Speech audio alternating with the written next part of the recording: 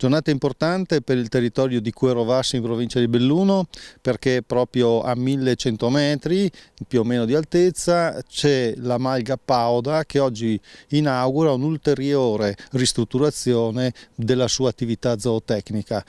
La malga è in questo momento gestita ovviamente da una famiglia in accordo col comune, in accordo con Veneto Agricoltura, che è proprietaria di quest'area. Sì, siamo a Malga Pauda, è inclusa nella foresta regionale della Destra Piave e è una malga che è stata completamente ristrutturata, recuperata, perché qui solo 12 anni fa avremmo trovato dei ruderi, dell'amianto, avremmo trovato delle ortiche, un bosco che stava completamente racchiudendo il pascolo, tanto che la superficie pascoliva si era ridotta ormai a soli 7 ettari. E oggi invece troviamo un comprensorio malghivo molto interessante, con un agriturismo, una stalla, una malga che ha una superficie a pascolo di oltre 20 ettari, quindi c'è stata un'azione di recupero molto importante sia dei fabbricati, resi anche poi molto moderni con un impianto di potabilizzazione che oggi è stato inaugurato, e con un tetto fotovoltaico che permette appunto anche alla malga di avere la propria autonomia energetica.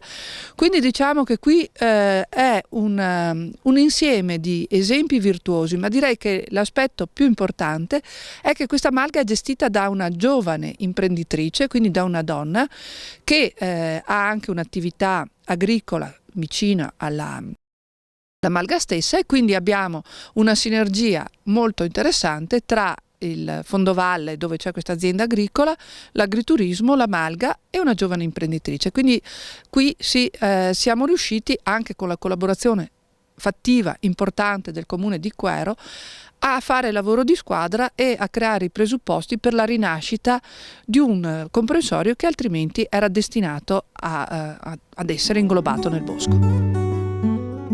Un bel esempio di rapporto tra pubblico e privato per la montagna. Sì, è una bella esperienza che realizza una bella sinergia tra amministrazioni e privati, Comune Veneto Agricoltura e poi la famiglia Miozzi.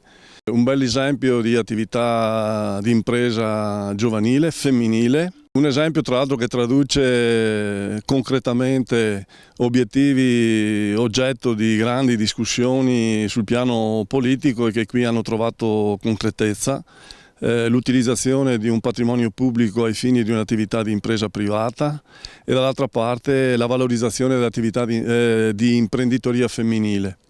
Passione, valori, quelli legati alla famiglia, un bel nucleo familiare che gestisce un'impresa di grande valore, che valorizza anche il patrimonio naturale di Veneto Agricoltura di questo luogo. È un'esperienza che merita anche di essere seguita, merita anche impegno nella prosecuzione dello sviluppo imprenditoriale.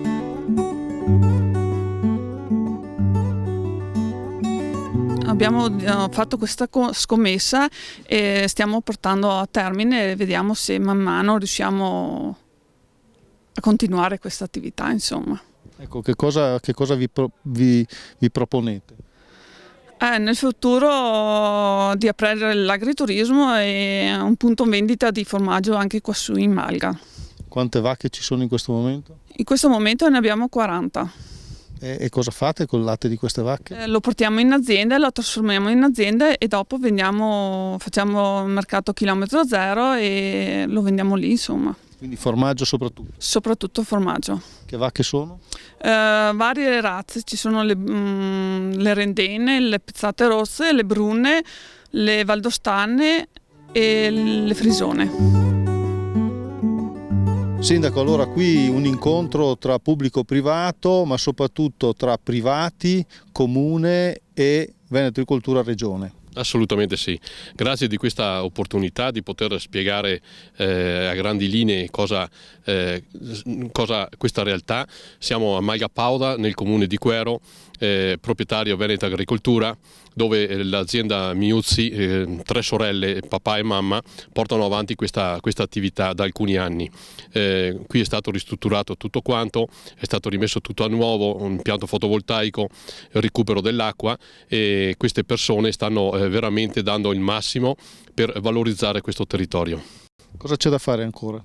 Ci viene richiesto un ampliamento della stalla in modo da poter lavorare il latte in zona e non portarlo nell'azienda per dei problemi della temperatura, per ovviamente spostarsi. La strada non è che sia particolarmente, non è una strada asfaltata, è una strada di montagna, per cui ci sono delle difficoltà anche nel trasporto con latte, per cui la prossima mossa sarebbe quella di poter lavorare il formaggio in montagna e in un successivo collegamento con un'altra malga qui vicina ai piedi del Tomatico, in modo da poter collegare le due realtà e realizzare anche un percorso